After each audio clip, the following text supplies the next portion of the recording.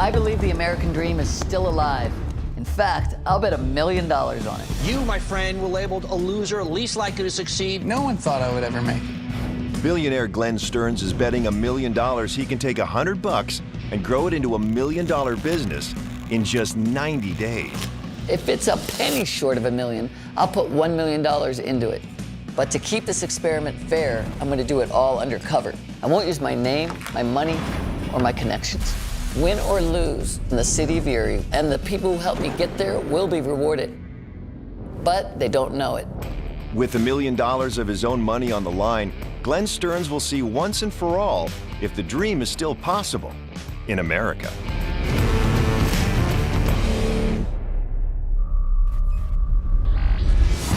"32 days into his 90-day journey, billionaire Glenn Stearns is focused on opening a barbecue brew pub. We want to name it Underdog Barbecue. He believes he can turn into $1 million business. Are you with me?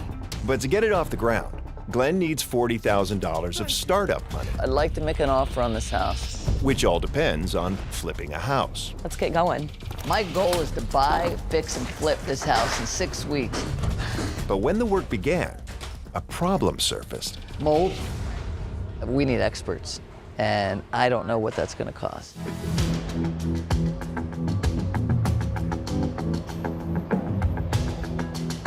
When we pulled up that carpet and found all the mold, my heart sank.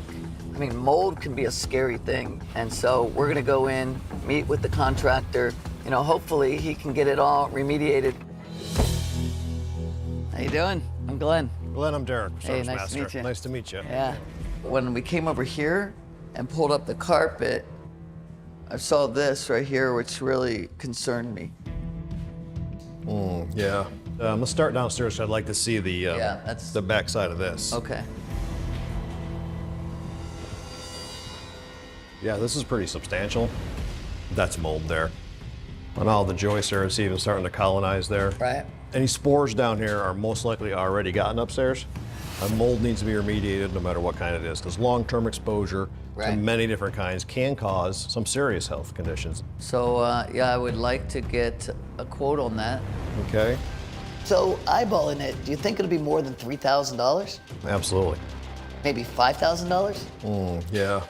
Okay. This is the biggest setback I've had this entire journey. I was looking at kitchens, painting, flooring. I wasn't looking at mold. I don't know what in the hell I'm gonna do. Whether it's black mold, yellow mold, or white mold, I need to treat it. The quicker we get started, the better. I bought this house at $45,000. I was hoping to spend $10,000 on repairs and sell it for $85,000 to $90,000, which would get me close to the $40,000 of startup money to launch the restaurant. This mold remediation is going to cost me another $5,000 out of my profit. On top of that, we're going to be shut down for 4 days while they treat the mold, which eats 4 days of my 15 days renovation period. I am so But if you're going to build the American dream, be prepared for setbacks. It's how you recover that counts. So I'm going to keep pushing forward on my business. While the mold is being taken care of, I need to get my foot in the door for what might make or break the launch of the restaurant, and that's RibFest. Since hearing about RibFest from Maggie at the SBDC, I've done some research and learned that this is the Super Bowl of barbecues here in Erie.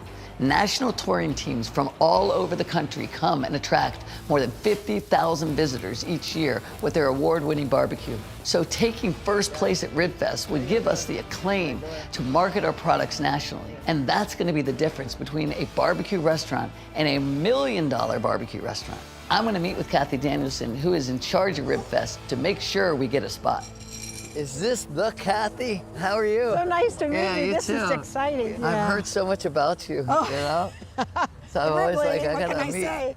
RibFest is coming up, you Yes, know? yeah. It can be raining, it can be a storm, it can be a threat of tornado. And- People will still stand in line for the barbecue at the RibFest. Yeah, So, and you got the 50,000 people. Yeah. My goodness. yeah. So basically, I'm starting a barbecue and brew house. Mm-hmm.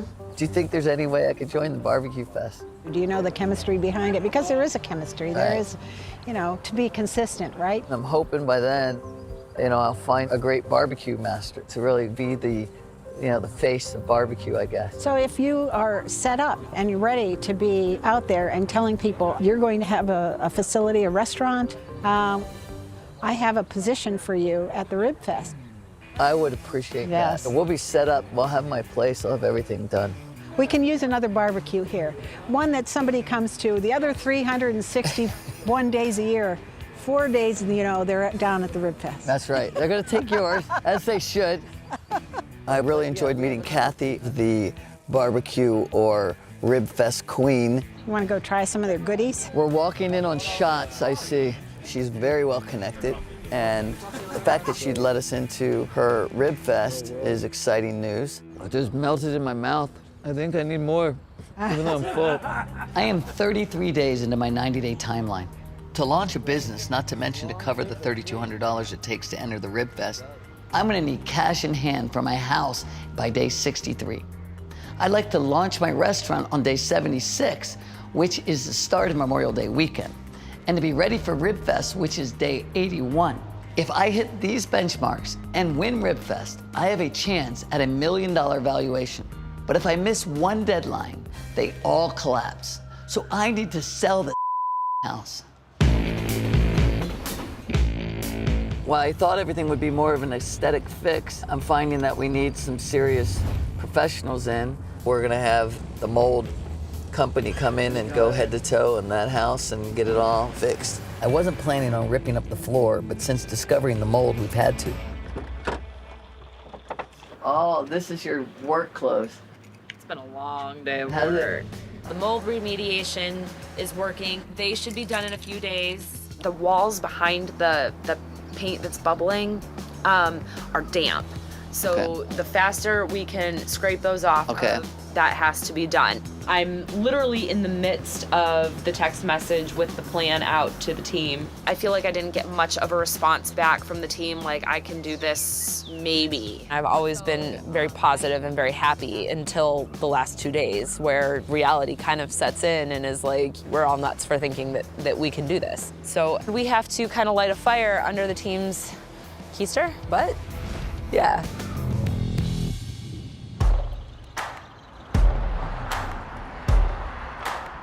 While the flip house is still shut down for the mold, another area of the business I need to push forward is the beer side. The other barbecue restaurant in town doesn't serve beer. To separate Underdog from the competition while supporting the city of Erie, we need to serve local craft beers. Matt, my director of beer, and I want to get the local brewers involved by asking them if they will brew a house beer for us so that we can distribute it nationally. And second, we want to see if we can pour their craft beer in our restaurant. Our first stop is going to be Chris Sirianni at the brewery at Union Station. Oh, fellas, what's Speaking going of on? Chris, how's it going, man? How you How you doing? Good. What's your name, Matt? Matt, Chris Tierney, how are you? Nice to meet you. Chris is like the godfather of craft beer in Erie. So if I can get him on board, I think all the others around town will follow. So what's going on? We've got a few ideas, a few things that we're thinking about that I wanted to run by you. We like throwing stuff at the wall around here, so. Yeah. I also wanted to show Matt some of your gear back there. Sure. It's pretty impressive. You guys want to take a look? Yeah, let's do it. All right. Turn rivals into revenue. Chris Sirianni could see us as competition because we also want to sell craft beer, but always eliminate potential conflicts by striking deals that are mutually beneficial. How old are these tanks? They look brand new. Actually, they're in good shape. They're about 13 years old. It's about how long we've been around. So started thinking, why not find a way to be collaborative instead of be a competitor? So we kind of switched gears and came up with a barbecue and brew place. Okay. But we don't want to brew. We Ah. want to highlight the local brewers as the kind of the infrastructure of the bar side. We'd love your help. Why don't we all carry the same name brand? This is kind of a national brand for brewers. Yeah. And you guys all own it. We own it together, if that makes sense. You know, and again, it's sorry, or and then being able to have this kind of co-op. And if we pour all of your beers, and we have one beer that we call our own, made by the local brewers, I can't stop talking. I mean, I'm rambling. I'm even getting confused by what the hell I'm pitching. I'll let you kind of take it from there, Matt. What we'd like to do is come up with our own kind of middle of the road beer, like an amber ale or something like that we'd be able to sell everywhere. And then that way the name brand would of the beer itself would be able to travel. So different beer, one name. Yeah. Yeah. Then they would say, I know that beer because all the craft guys are making the same recipe, you know, and I don't, you know. As far as like rolling out a joint national craft brand, I'm really content growing within our own four walls. I don't have, you know, the desire, the wish to be a national brand, to dominate the state. And I think most guys in this industry are the same exact way. So what's your opinion on having your beer be put into this place? I'm like, all right, I'm hearing a lot of stuff going on. I'm hearing branding a beer, making a beer. I'm hearing beer and barbecue and being a co-op. So there's a lot of moving parts going on. Focus on one thing. Whether it's a storefront with beer and barbecue, right? Whatever it is, I think you start there and kind of hone in. I think you definitely have to, you know, sit and talk this one through. Interesting. Okay. I'm stressing to everyone that this business is all about going local. But Union Station doesn't even want to brand a beer with us or even allow us to scale their beers nationally. Right on. But hey, thanks again. Appreciate it, guys. Good seeing you. Appreciate Great it. to meet you, buddy. Great to meet you. Thank you. I think it was pretty humbling to have the pushback that we did. My brain, when I walk into a pitch meeting, says I'm Glenn Stearns. And as Glenn Bryant, I don't have the same cachet. So how do you think that went? I think he thought that we were all over the board. Right. And we needed to really consolidate and make our elevator pitch better. I thought that we confused him with our message because it was too far down the road. Where we want to be in 5 years, yeah, Where right. maybe we should have started with step one. If we can get in and become a customer and show them that we want to promote their brand, we should build loyalty that way. Yeah. I have to regroup and streamline this pitch because without local brewers, this isn't gonna work. If we don't get Chris on board, it could really hurt us. Chris is the linchpin to this whole thing.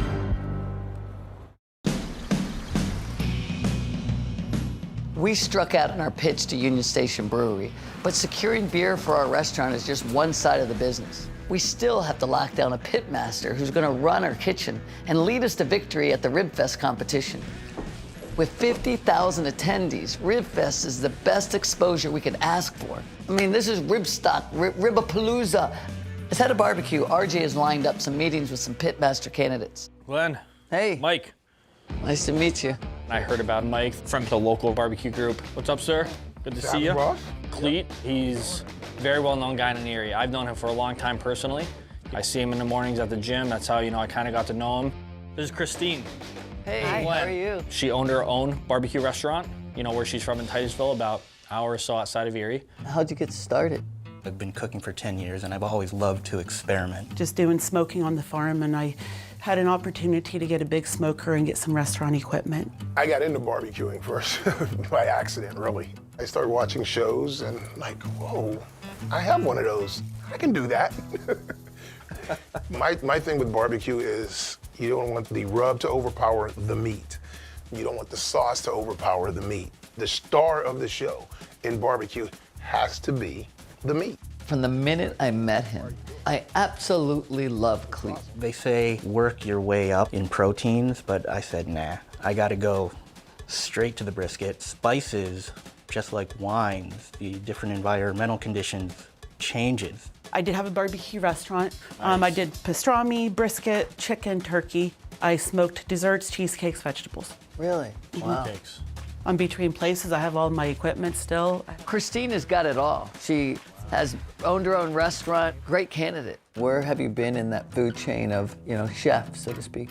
I have never cooked in a commercial kitchen in my life. The only downfall with him is he doesn't have any kitchen experience as far as working in a restaurant. I've been a head cook. Have you ever done a traveling team or anything? Even though I don't really do it professionally, I'm looking to add competition style smoker. Okay. Mike's barbecue knowledge is there, and he's not afraid to try new things, which could help us stand out in the competition. Have you ever done any of those contests or any of those? I never had time to do them. I was so all consumed with the restaurant.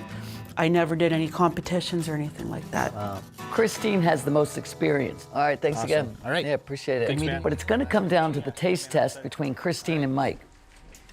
Thanks again. Absolutely. Cleet doesn't seem to have the same level of experience, but his personality and passion for barbecue are assets that I know we don't want to throw away.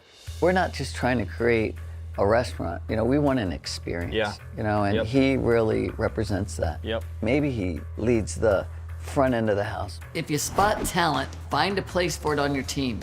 If a spot doesn't exist, create one. I'm excited with the outcome. Well, good. What a good day. Yeah, thank you. I appreciate it. Yeah. So we have here an office space that I am hopeful will be something that will work for you. Oh, this is perfect. Business development centers are a free resource in many cities around America. Yeah, this will work great. And Erie's SBDC has been so helpful to me. What a milestone, having our own office today where I can bring the team and we can start to fill the walls with our ideas and we can really focus. We don't have much time, and now we have a space that everybody can come to and we can collaborate together. I'm glad that this will work for you. Knock, knock. Hey, since RJ owns a clothing line and has experience in branding, I asked him to give some thought on the logo design.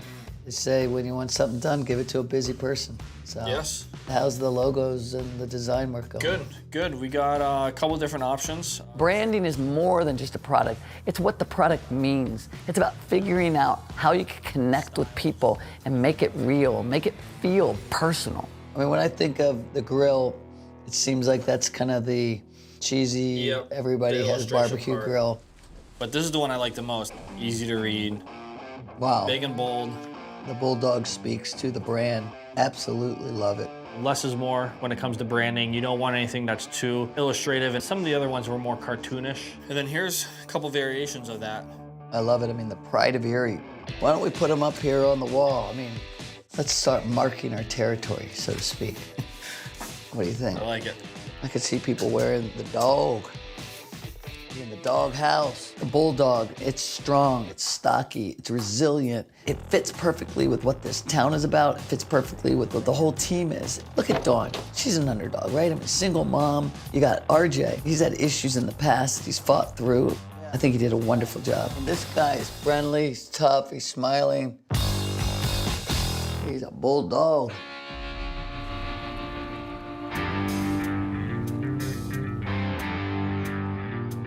RJ's found a restaurant that's closed today where we can host our tasting. And I've asked our marketing director, Chris Norris, to join us as well. There he is. Good afternoon, good afternoon. How we doing? How we doing? All right, how you doing, buddy? This is Chris. Chris, Nice to good to meet you. Cleet Collins. Good to meet I you. had to find a way to keep Cleet in the mix. So RJ and I decided on a role for him that might be perfect. You know meat. You know people. We'd love for you to become the front man of Underdog Barbecue at Ribfest. The front man at the Ribfest gets the crowd excited to taste the food, and he makes the people have this great experience. Since Cleet's an important face of the operation, I've asked him to sit in and help us evaluate the pitmasters. We got Christine coming in. Here she is. How you doing? Good to see you. Yeah. Man, Christine, she bought bags of food, literally. She was nervous and excited at the same time. So you were pulling the pork. I put this on about 11 o'clock last night, and I pulled it just as I was walking out the door. There you go. All right, what is this one? This is the brisket. The brisket. This is Texas Twinkies. It smells amazing. It might be a little spicy. The bacon's good too. Uh-huh. Are you telling me there's bits of bacon in the Baconator? How good is that? It's amazing. I like feeding people because when you cook good food, people smile. I like to see people smile, guys. You see? There should have been a bark on that brisket. The same with the ribs. There should have been more of a mahogany color. Do I think she can do the job? I think so if she's willing to change. Thank you again. Thank you, Glenn. Yeah, this is awesome. I could see her running a kitchen. I could see her barking orders. There he is. Hey. Hey, how you doing? What's Hey up? guys, how are Nice you? to see ya. We do have a little bit of brisket, dig in. We got to see Michael. He's kind of like the barbecue nerd. This is a variation on my signature sauce. I did it a little bit different today just because, something special for you guys, so. Like he kind of just sits by his smoker at home in his free time and does research and experiments and this and that, and he knows his stuff. I sear it a little bit, so just to kind of lock in the moisture. And then A little bit of mesquite, but not too much because I didn't want anything too heavy. I think you have some ribs. Is that right? No, I didn't bring any ribs. Okay, I thought you did. I'm sorry. Yeah. Maybe No maybe I ribs. missed that. It was here and here. Thank you for taking this time. Thanks, Mike. Mike's brisket was phenomenal. It pulled apart perfectly. You could pick it up. It was very good. What'd you guys think? I could have thrown those on a bun and just like bathed myself in it. Those were good, man, I'm telling you. He showed us the one dish that he really knows how to make. And so it scares me that he's not confident enough or prepared enough that he would bring any other dishes. We enjoyed the fact that Christine brought all her food. She's got a depth of knowledge by running a kitchen, but I don't think you were as impressed with the food. The food, yeah. Which is obviously very important. I didn't think any of the meats were like mind-blowing for me, but I thought some of her items were very unique. What do you think, RJ? Food-wise, I agree with him. I see the potential because there's always room to improve. Yeah. Between Christine and Mike, we're favoring Christine because she has a broader set of skills, but there was room for improvement in her food. So as long as she's open to constructive criticism, and I think we found our pitmaster. Everybody can make adjustments on things. Right. So I think we can help her with that adjustment. Right now, I feel really relieved. I hope that Glenn is happy with where we're at. It's taken a lot of time, a lot of work. Pleasure as always. Yes, sir. Yep. As far as I'm concerned, RJ hit it out of the park. We made a gigantic leap forward.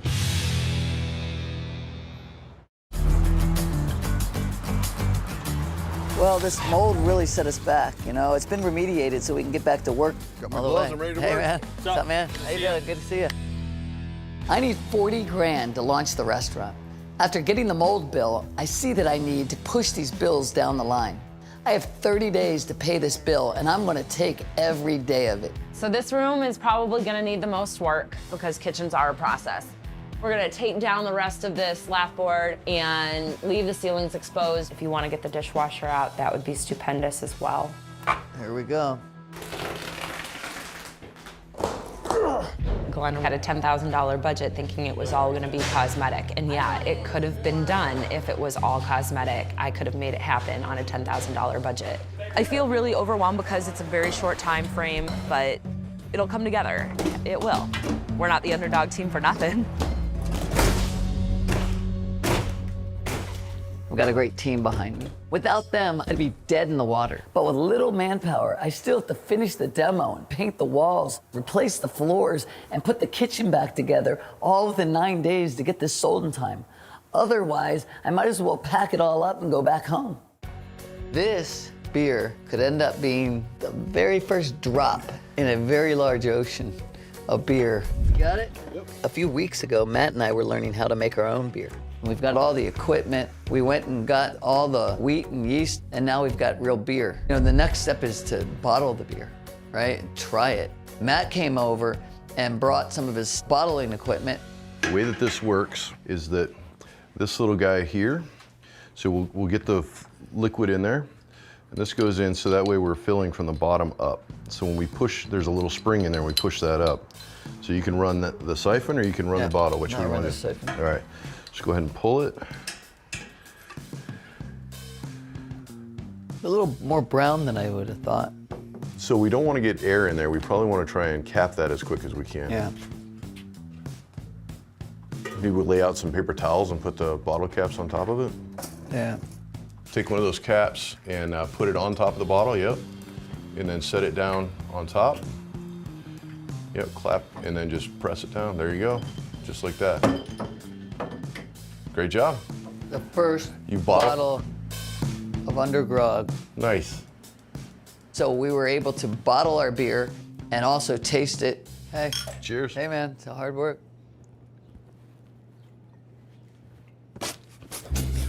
God. Horrible. What the hell? Sorry. It's like a cat in my mouth. I don't think that cat probably scalable. There might be a bunch of ladies with 1,000 cats that are gonna love this beer. What did we do wrong? There's a little hole in the market. This beer tastes like cat. Not only am I eating up money on the flip house, I also just paid rent, and that pickup truck is sucking gas like you wouldn't believe. I can't help but feel that any money I have is flying out the door. And even though the house isn't done yet, I have to get moving on my next big project, finding a commercial space for the restaurant. I have to open the doors in the next 5 weeks. I can't remotely afford it, but I have to figure out a way to make this work. I'm gonna call this commercial real estate agent and see about a possible space. Hey Pat, this is Glenn. I'm just inquiring about your space on State Street and 12th. We were thinking about putting a restaurant in there. Are you gonna be serving beer too? Yeah, so eventually beer. Didn't know if you might have some ideas. I have 3 spaces downtown that I have for lease. The one that you called about, but I think you might just be limited size-wise. And you'd probably prefer to have something that would be more turnkey. Well, I would. I look at some of these like Jekyll and Hydes and I go, wow, what a perfect location. You know, like, Yeah. Obviously you got ones in the tap room and things that have got Hey, these Jekyll corners. and Hyde would sell for the right price. You think so? Yeah, he would. I've talked to the owner many times about that. That's great. Did you set up a meeting for us to talk? Yeah, that's fine. Perfect. All right, hey, it was real nice. Yeah, nice talking to you. Nice talking with you. All right, take care. We'll get together. Thank you. Bye. Bye-bye. If I could figure out a way to get in a lease, and then if I could do a longer term deal where I'd buy it, I'd love to buy the building. You know, so that'd be wonderful. Now I just gotta sell the house. Well, we're headed over to the SBDC. I'm gonna meet Matt Sanders. We pitched Chris Sirianni the other day from Union Station, and it didn't go very well. Actually, it went terrible. With my companies, I'm used to thinking up big ideas and having my team put it all together. But everyone here thinks that I'm just a guy from Baltimore who wants to start a business. They have no idea that I've been down this road before and that I see a bigger picture. We need to streamline this pitch. My idea of the elevator pitch, since I spent last night thinking about it, was we want to celebrate Erie and focus on being hyper-local. And that means we'd like to take your beer and pour it in our restaurant. Yeah, I think it's that simple. If you're interested, then we want to be able to buy a keg off of you. And if it's popular, we'll buy more kegs off of you. Right. The only other added part of the pitch I think we ought to do is we would like you to help work on a beer that we are going to call our own, right? A beer that you brew, that we'll buy, Yeah. and we're gonna label it, and we wanna buy that from you. So we've streamlined our pitch down to 2 basic things. 1, we want to be able to pour their beer at Underdog Barbecue. And 2, we want them to brew us a house beer that we can call our own and sell in the barbecue restaurant. So now we're laser focused. And we're gonna know in 5 minutes. We're gonna know in 5 seconds. Right. What's really important is to focus, okay? Less is more. Cut out any information that's irrelevant. Be clear with what you want and stick to the essentials.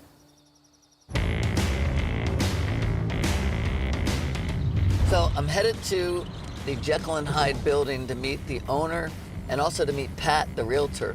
So what I'm hoping to do is sit down and negotiate a lease number that we can both, agree on. And I know the market is around $4,500 to lease, so I'm hoping I can strike a deal with him. And I can, get my business open in the next few weeks. Hey guys. Glenn. How's it going? Hey, Glenn. Jason, nice to meet you. You guys Maybe want have to sit or sit? something? Yeah. What I see and what I love about your place here is obviously one of the busiest corners in all of Erie. And the back half is a restaurant. And that's what I'm really focused on, right? Is building out a barbecue restaurant, and that can have a different look and feel. Right. So what do you think you're gonna land at to allow us to come in here and lease the place? The benefit of this place, the minute you take it over, you start putting money back in the bank. There's other places you have to build. To me, I'd be somewhere like around $6,000 a month. $6,000 a month. Yeah. I'm in that position, okay? Right. I can keep the place and I'm good. Let's say we landed at 4. Am I still here? No, yeah. I'm sorry. For me, you're coming to me. The place was not listed for sale. What is your thought on $4,500 then? I'd like to stay at 6. It's too high. What happens if this deal falls apart? I'm probably screwed, to be honest with you. You know, the other thing that's important to me is an ability to have an option to buy. Because again, I don't want to just get into something and then all of a sudden the lease goes up, or you sell the building and then somebody else decides they don't want a bar in here or they don't want a restaurant in here. That could be problematic for me as well. I'm open to that. Okay. I'm open to it. So we could escalate this to get to your number and start at a lower number where Glenn can make it feasible in year 1, year 2, and then maybe 3 to 5 is closer to where Jason needs to be. Or cut it down the middle and meet in the middle. I was at 4, you're at 6. Just meet in the middle the whole way down. What I've always found is, you know, when you do a deal, both sides have to feel a little pain. I'd be open to that. All right, so that sounds good. A $5,000 a month lease is where we will land. Meeting him down the middle feels a little more than I want it to go, but at the same time, I think it's probably a little less than he wanted. Okay, all right. Put in writing, see what happens. Yeah, all right, Thank you. thanks, appreciate it. Yeah. Now that this agreement has been made, we need to finish and sell the flip house, because until that happens, I won't have the money to pay the lease. After an unsuccessful meeting with Chris Sirianni's brewery, Matt and I have regrouped, and we are ready with our streamlined pitch. Hey, how you doing? It's good, man. Good to see you. So we're headed over to talk to Mateo at Voodoo Brewery in hopes that we can get him on board. And I haven't filled you in on my journey, but come up here from Baltimore and decided to open a business here. You know, got together with Matt and came up with a barbecue and brew place. But the idea really is we're not gonna brew our own beer, but to embrace fellow brewers and hopefully pour their beer. On the surface, it might look like a softball pitch to get these local brewers to let us pour their beer, but it's not that easy. See, these local brewers want to capture the market. They want to be the only place that their beer is served. I'm trying to convince them that if they let us serve their beer, we're going to be a promotion for them. Just kind of have that reciprocation where if we can go, you know, Voodoo's down the street, they're a great place, you gotta go try them, here's one of their beers. Maybe you'll in turn go, there's some great barbecue down the road, you know, and that's kind of the whole idea. We're in the same boat. I mean, our specialty is the beer. You know, we make the beer. We like to obviously showcase the beer and pair it with some great food. Our plan is to be open by Memorial Day. Awesome. It's coming very quickly. Very quickly. You know, and you know, we'd love to be able to pour your beer. You know, you brew, I brand, and we both profit.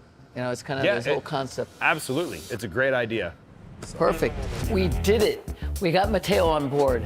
Our first yes, but we still have the second part of the pitch, which is having him produce our house beer that we hope we can sell him on. The other concept that we had was to have a house beer, right? One that's our beer, but probably brewed by a local brewer. We're not going to brew it, right? And it'll be you know, our name of a beer, but brewed by Voodoo or whatever, however that legally has to be done. That happens all the time. They call that a private label. Right. It's something that Voodoo Brewing Company has never done and probably will never do. It doesn't do our brand any service to private label something for someone else. We simply could not do that. I know we've thrown a lot at you. You're starting a business, so again, we like to be a resource and welcome to the community. All right, yeah. Well, thank you again for today. Yeah, it really was. My pleasure. Awesome. Yeah, cheers, guys. We've got somebody that has agreed to have us pour their beer. Consider that a big win. I'm so glad that, you know, we didn't meet him earlier on when we were more naive and, you know, kind of didn't have our pitch down. Now we need to get more local beers that we can pour, and we still need to find somebody to make our house beer. Next, we're headed to go meet our new pit master, Christine. Christine really impressed me. So RJ and I need to make sure that she's on board with our vision. Hi, how are you? I'm good, how are you? All right, good. You know, we didn't think hers was the right style of barbecue. So our next step with Christine is to sit down and say, we'd like to see a little more char on this. We'd like to see it fall off the bone. You know, different things like that I hope she can step up and do. If she's gonna take offense to that, then we've got a problem. There is RJ. Knock, knock. So where did you go, RJ? Up the street. I brought the food in because I wanted her to see firsthand what others people's looked like. So this barbecue is from our #1 competitor, and we want to make sure our barbecue is as good or better.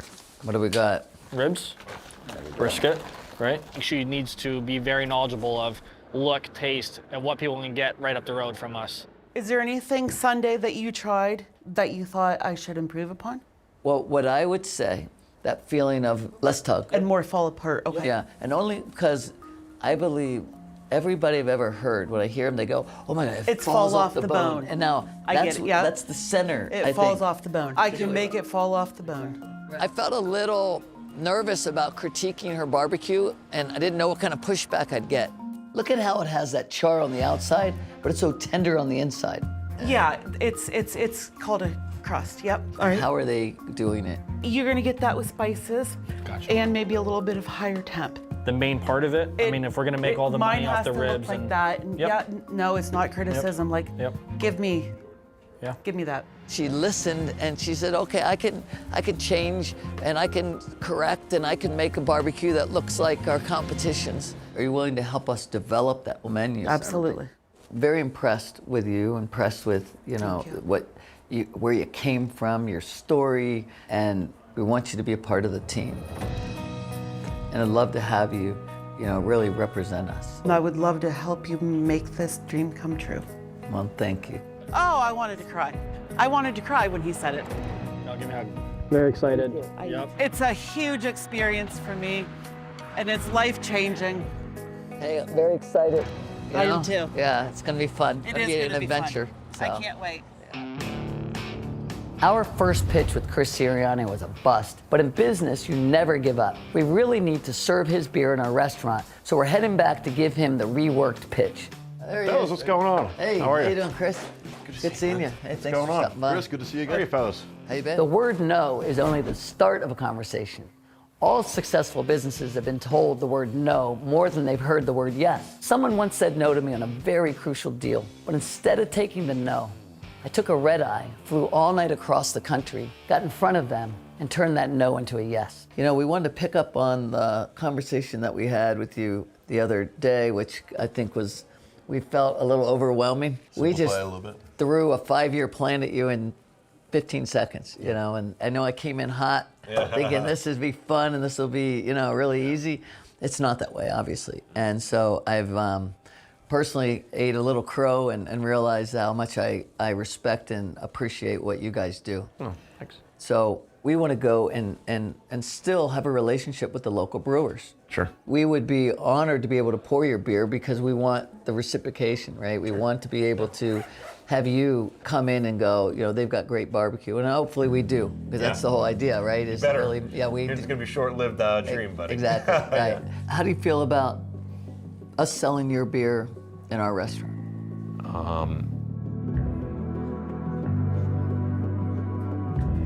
I would love to. We love great partners. We'd appreciate that. I want to go out and support the guys that are supporting us, so we'd love to have our Good. product. That's the idea. Then on our second thought and request would be to come up with a beer that you could make that would be a beer that's our house beer, something that we could just call our own for our opening and serve it just at the Underdog Barbecue restaurant. Is that something that appeals to you? Would you be interested in making that beer for us? Sure, yeah. I appreciate it. Do you have any ideas for us on that? Yeah, so as far as product, I think, a blonde ale, we make a great blonde. We can take that beer and either tweak it or do something fun that would be perfect for, barbecue. It's accepted by, a lot of locals. I think it'd, be a great beer to launch with. Okay, well, good. I like that idea. Thanks. It's gonna have to be brewed by Chris, and it's gonna have to have Chris's name on it as well. And that's okay. I don't mind that. I think we're gonna both be able to get a nice beer and everybody will win. One last question, Chris. Yep. How nuts do you think that I am on this? I don't know. I don't know.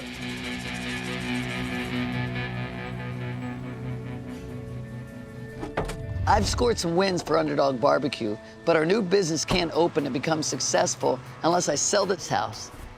So I need to check on the house and make sure that Dawn has whipped this thing into selling shape.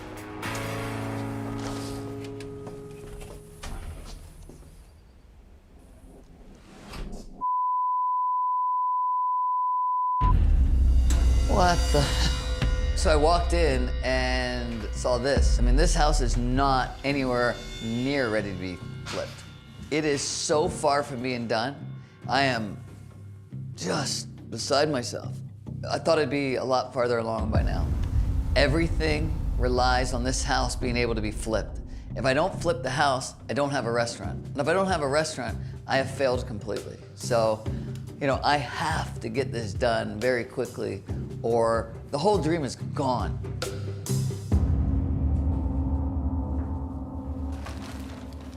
Hi. Holy cow. I do have a little timeline concernage. When do you think we can be finished with the house? I would like to be finished yesterday. Okay. And if not yesterday, when do you think we'd be finished? Definitely not tomorrow. Okay.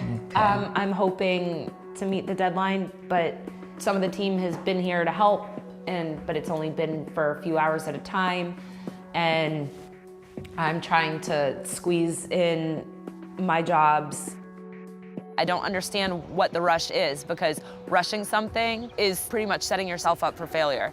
You know, I've pushed Matt towards the beer, right? And he's running towards that. I pushed RJ towards the barbecue and the Rib Fest, which is a huge undertaking. He was telling me about it the other day. In itself.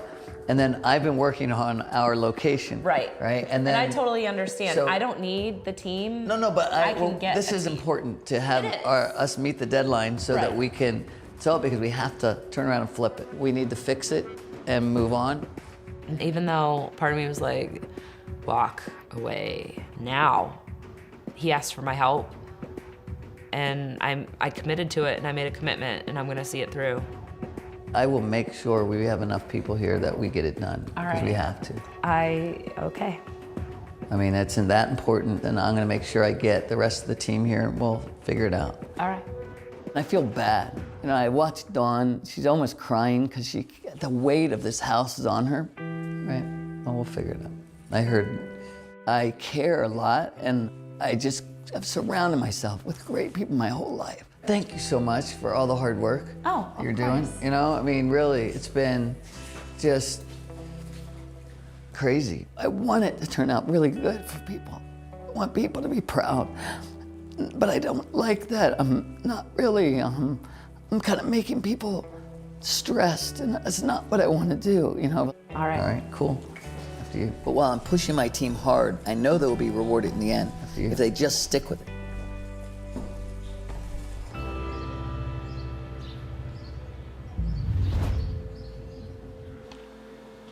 I'm officially at the halfway point, and I'm nowhere near where I thought I'd be. You need anything green? I'm gonna look like a complete idiot in front of all of America. The most ironic part of this whole experience is that I'm really good at real estate. And now here I sit with this flip house, this money pit, and I can't figure it out. And it feels like all I'm doing is letting down my team. On the next episode of Undercover Billionaire, Glenn pushes the team hard. If you want to be successful, you're a bulldog yourself. But continues to hit roadblocks. This is gonna be my least favorite phone call. I'd say thanks, but then I'd be lying. Just when he starts making progress, Things are progressing rapidly here at the house. new problems arise. I am nowhere near where I thought I'd be. I just need a minute. With only 45 days left, Glenn Stearns will have to fight to build his $1 million business. It's okay. You know what? No, it really does suck. Do you think I'm crazy?